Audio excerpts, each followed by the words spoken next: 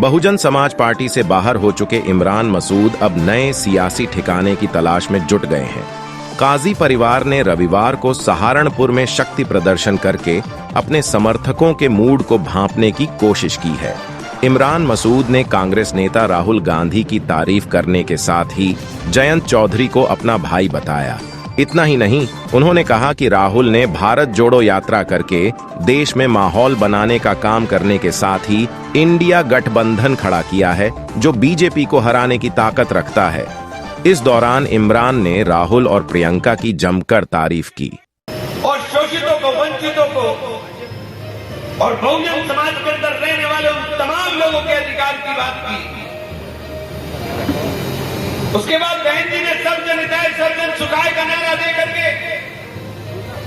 समाज को जोड़ने की बात की और उस नारे से परहेज किया, तिलक तराजू और तलवार इनको मारो जूते चार। क्योंकि कोई समाज जब तक और सभ्य समाज के अंदर जब तक आप सबको साथ लेकर नहीं चलोगे तब तक ये संभव नहीं है कि आप परिवर्तन ले आओ। 2007 में सरकार बनी, हम भले ही विरोध में थे, लेकिन सरकार बनी और दलितों को पहली बार यह एहसास हुआ कि सत्ता क्या होती है। बाबा साहब अम्बेडकर ने जिन अधिकारों की वकालत की उनको साकार रूप देने का काम मान्यवर काशीराम जी ने एक आंदोलन के माध्यम से खड़ा किया। लेकिन इन सबके बारे में एक बात कहना चाहता हूं कि आजादी के बाद बाबा साहब भीमराव अम्बेडकर जी को जो संविधान उन्होंने लिखने का काम किया और उसके बाद देश के कानून मंत्री बनाने का काम किया, वो पंडित जवाहरलाल नेहरू ने किया, किसी और ने नहीं किया था। और आजादी के बाद आरक्षण व्यवस्था के तहत अगर देने का काम पूरे देश में किया तो कांग्रेस ने किया।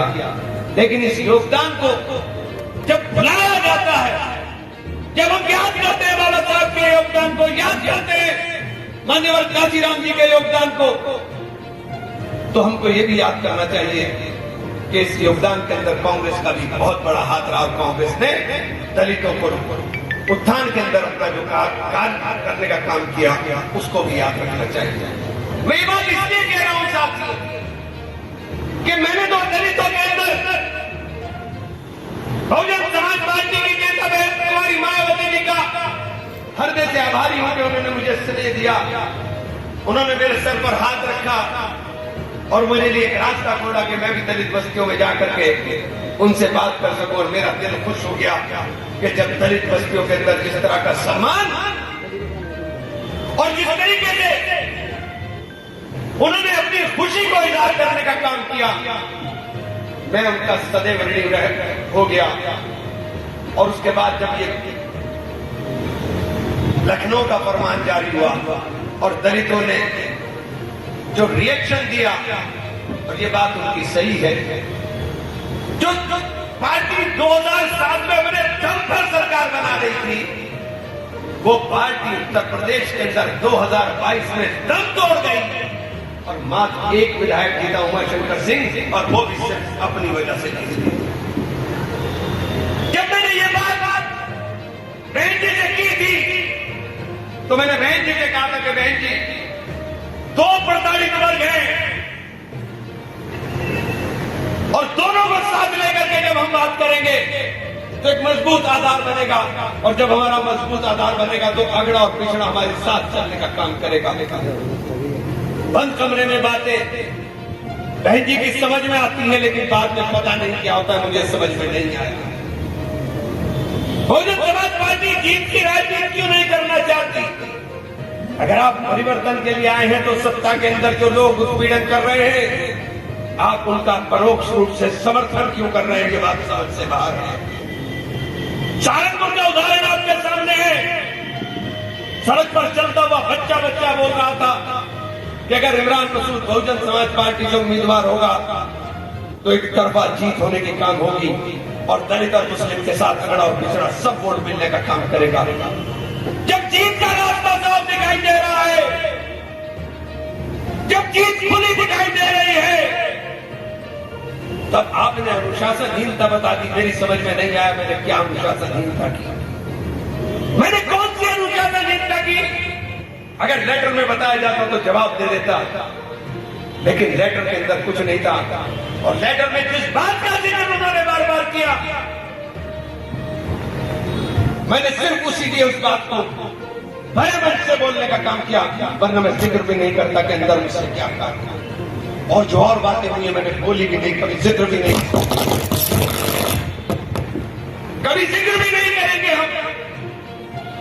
लेकिन इतना जरूर कहना चाहता हूं, बहन जी ने आजाद कर दिया, लेकिन बहन जी आपसे वादा करना चाहता हूं कि जो बंद कमरे में मैंने वादा किया था कि दलितों के लिए, शोषितों के लिए, वंचितों के लिए अपने जीवन को समर्पित करूंगा, मैं पूरे जीवन उस वादे को निभाने का काम करूंगा।